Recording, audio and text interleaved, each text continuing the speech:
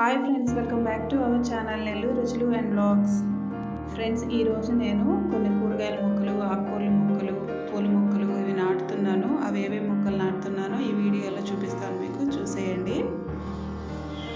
నాకైతే గార్డెనింగ్ అంటే చాలా ఇష్టం అండి. గార్డెనింగ్ చేసేటప్పుడు చాలా ప్లెజెంట్గా ఉంటుంది. నాకు అసలు యోగాతో కూడా పని లేదనమాట. నాకు అంత పీస్ఫుల్గా, అంత హాయిగా ఉండిద్ది అనమాట. చిన్నప్పటి నుంచి మొక్కలంటే కూడా చాలా ఇష్టం నాకు.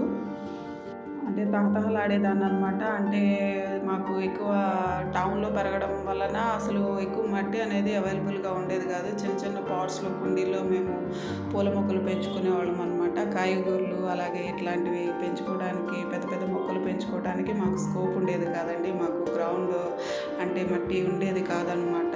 ఎక్కడా కూడా టౌన్ కాబట్టి అంత ఎక్కువ కుండీలో పెంచుకునేవాళ్ళం. నాకైతే ఇప్పుడు ఛాన్స్ ఉందండి, బోల్డెన్ మొక్కలు పెంచుకోవచ్చు. ఇక నా ఓపిక అనమాట. ఎప్పుడెప్పుడు వర్షాలు పడతాయా అని చెప్పి నేను ఎదురు చూస్తూ ఉన్నానండి. ఎందుకంటే కొన్ని సీడ్స్ తెచ్చి పెట్టుకున్నాను అనమాట, ఆ సీడ్స్ వేసుకోవడానికి అని చెప్పి. ఫైనలీ ఈ మధ్య వర్షాలు పడ్డాయి కదా, వెదర్ కూడా చాలా కూల్గా ఉంది. అందుకని చెప్పి నేను కొన్ని ఇప్పుడు ఆకుకూరల విత్తనాలు చల్లుకుంటున్నాను. స్టార్టింగ్ చూడండి, మట్టి కొంచెం బాగా లూజ్ చేసుకోవాలి. లూజ్ చేసుకొని ఫస్ట్ నేను చల్లింది పాలకూర విత్తనాలు అండి. ఇవి వచ్చేసి తోటకూర విత్తనాలు. అలాగే ఇవి ఇప్పుడు నేను ఓపెన్ చేసేది ఇవి గోంగూర విత్తనాలు. ఈ 3 ఆకుకూరల విత్తనాలు చల్లేసేసుకుంటున్నాను. కొన్ని విత్తనాలు తీసుకొని మనం చల్లేసేసుకొని తర్వాత పైన మట్టి కూడా లైట్గా చల్లేసేసుకోవాలి. ఎక్కువ మట్టి వేయకూడదండి. వేసేసిన తర్వాత వాటర్ స్ప్రింక్లింగ్ చేసుకోవాలి. మనం మార్నింగ్ ఈవినింగ్ వాటర్ స్ప్రింక్లింగ్ చేసుకుంటూ ఉండాలి. అవి అసలు ఆ గ్రోత్ చూస్తుంటే మనకి ఎంతో హ్యాపీగా ఉంటుంది అనమాట. సీడ్ నుంచి చిన్నది ప్లాంట్, బేబీ ప్లాంట్ రావడము, అక్కడి నుంచి పెరగడము.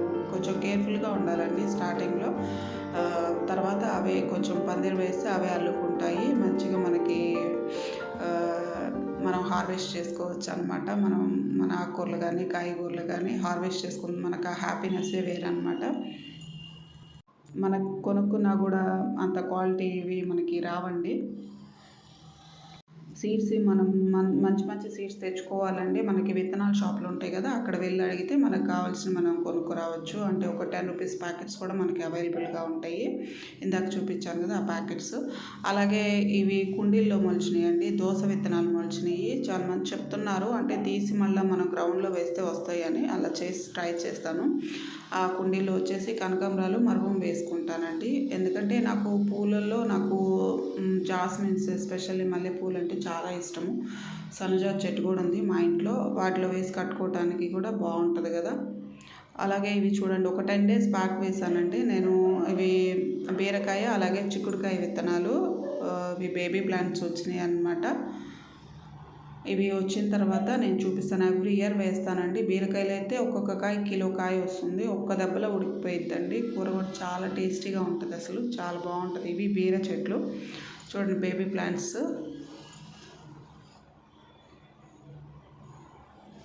ఇవి అండి సీడ్స్ ఇలా ఉంటాయి అన్నమాట. మీకు ఆల్మోస్ట్ తెలిసే ఉంటుంది. ఇవి నేను పందిరి చిక్కుళ్ళు అడిగి తెచ్చుకున్నాను అన్నమాట. ఇవి బీర విత్తనాలు.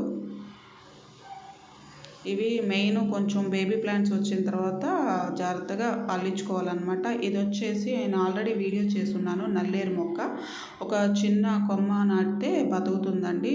అంటే బోన్స్ స్ట్రాంగ్గా ఉండడానికి హెల్ప్ చేసింది. అన్ఫార్చునేట్లీ ఏదైనా ఫ్రాక్చర్ అయినా కూడా తొందరగా కట్టుకోవడానికి మనకి నల్లేరు పచ్చడి పెడతారండి. అలాగే సొరకాయ విత్తనాలు నాటడానికి నేను ఇట్లా చూస్ చేసుకున్నానండి. ఎక్కువ సొరకాయ అంటే బాగా అల్లేసుకుంటుంది కదా, అందుకని ఒక ఎంటీ ఫ్లాట్ ఉంది మాకు అవైలబుల్గా. కాబట్టి అక్కడ నాటేసుకున్నానండి నేను సొరకాయ విత్తనాలు. అంటే వెజీస్ వచ్చేసి నేను సొరకాయ, బీరకాయ, చిక్కుడుకాయ ఈ 3 చూస్ చేసుకొని నాటుకున్నాను.